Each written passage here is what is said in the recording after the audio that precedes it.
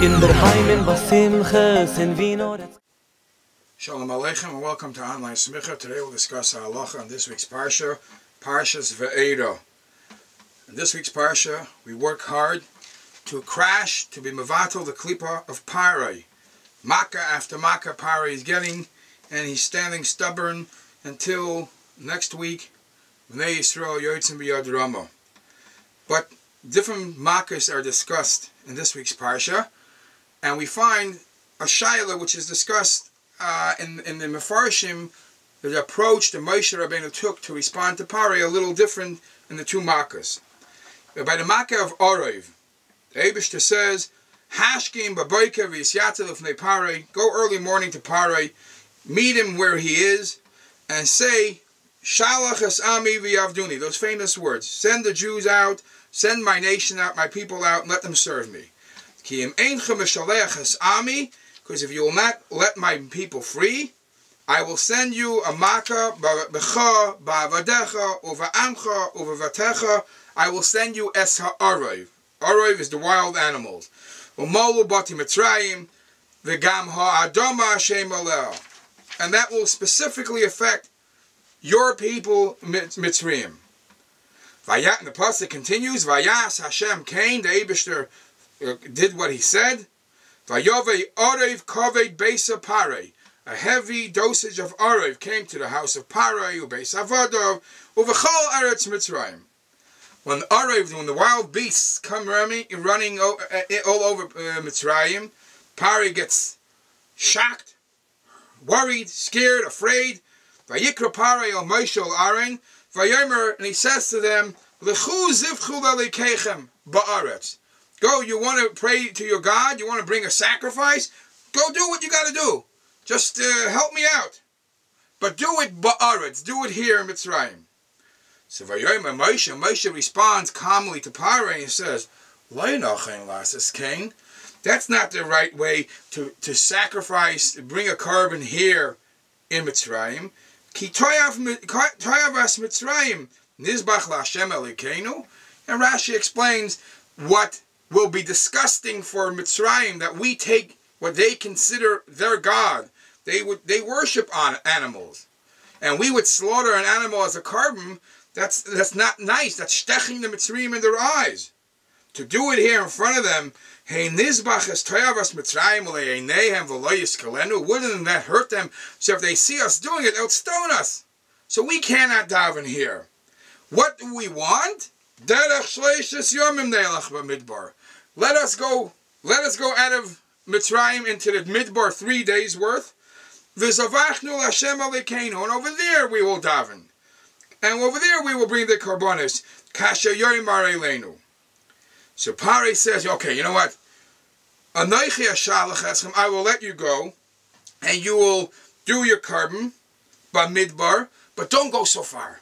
Rak harchek loisar chiku. That's 3 days away. That's too much. And the Eirach Chaim says Moshe Rabbeinu didn't really care about 3 days distance. It was just to get out. And Vayomer Moshe says, Hine anoichi yotze me'imach v'hatarti al Hashem. I leave your palace now. I will go daven, and you will see that machar, tomorrow, the Arov will stop. But do me a favor, don't play games with me. Rak al Yosef Parei Hasil.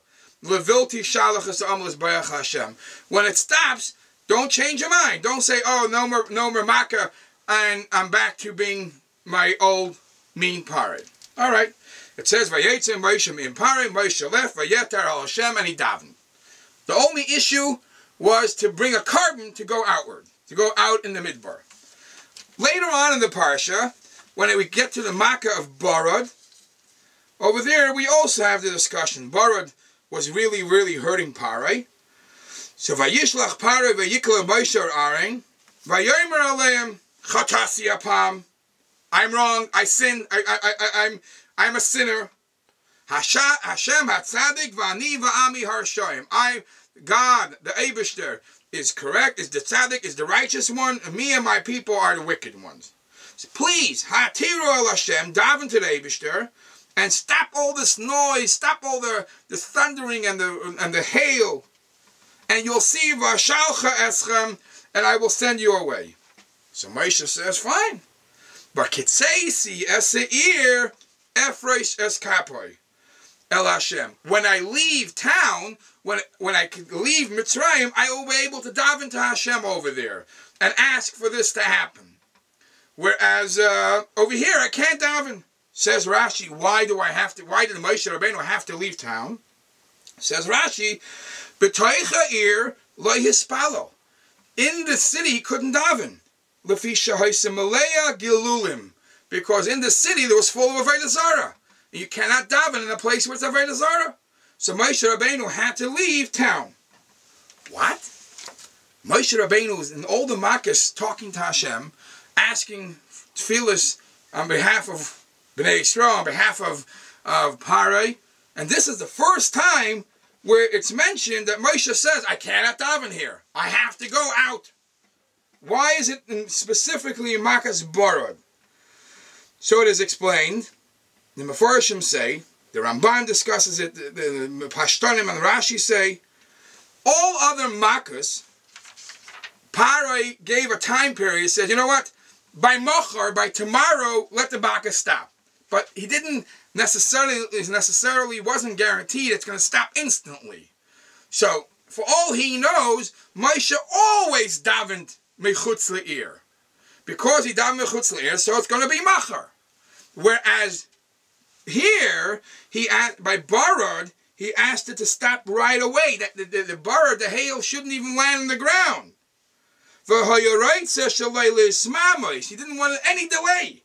So Moshe Rabbeinu says, hold on, you wanted to stop instantly, I cannot do that, because I have to go out. All my davening is done out of town, out of Mitzrayim, out of the Mokim Galulim. The Ramban says it could be that all other tefillas, Moshe Rabbeinu davened bebeisei, in his home. But specifically by Makas Barad, he had to go out and daven in the field. Why? So he doesn't really elaborate why. But others, some Achronim say that by Makas Barad was unique.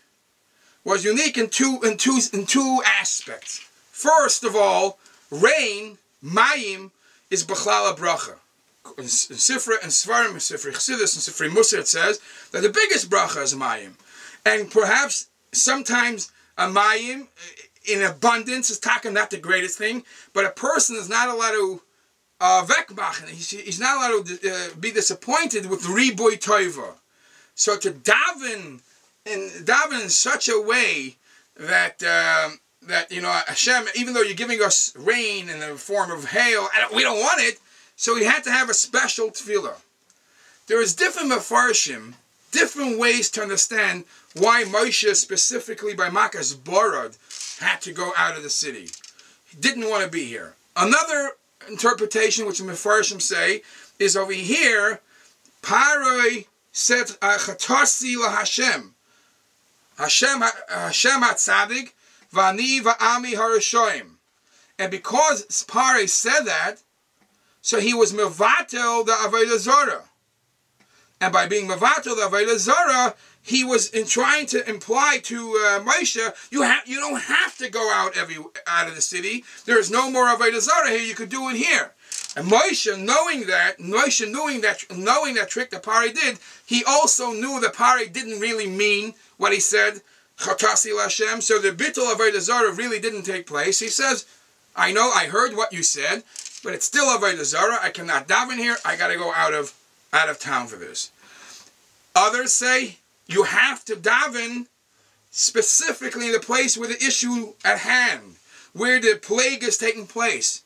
Barad was taking place basada. Over there. It was hitting all the fields. It was ruining all the ground. So he specifically went out there, the Mokim HaMakah, to daven. In the Minchas Elazar, it's discussed this concept because we see that Moshe Rabbeinu did not want to daven in the Mokim Tenofus, a Mokim where it's dirty, it's Galulim, Avodah Zarah. So he brings a Shaila halacha l'maisa.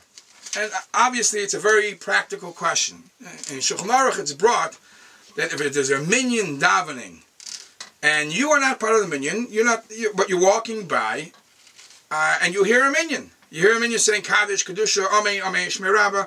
So you should answer, respond. Afilu, there's nothing mafsik.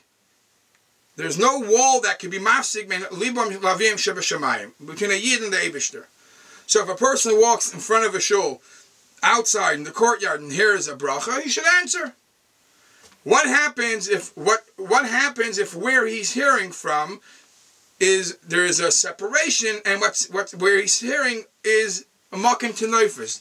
The sound is coming out of a shul, but he's here where he's standing. There's garbage, there's schmutz, there's avodah zarah, whatever it is. Where that own place you will not be able to daven, but I'm hearing it in my home. That's one discussion. The second discussion he brings into very reality. What happens if you're hearing a bracha on a telephone? Now you could be miles and miles away from the person who is mispalo, who's saying l'chaim or anything like that. But the telephone is going over, what you're hearing is going over miles and miles and nebach of schmutz in between. So the Minchas Alaz over there brings all different opinions, and it looks like he's meikil, and he says that if it comes through a telephone you could answer Amen, and the fact that it travels over the waves and there is makom to neifesh galulim or anything like that, Rahman al-Islam, it's still not mafsik the Amen, the Aniyas Amen of a Yid. And so as the Mefarshim over here discuss the difference between the Makkahs, why Moshe Rabbeinu specifically here, where he was mevatel the avodah zarah, that's when Moshe felt he has to go out to the ear. Go out of the ear. And please join us again next week.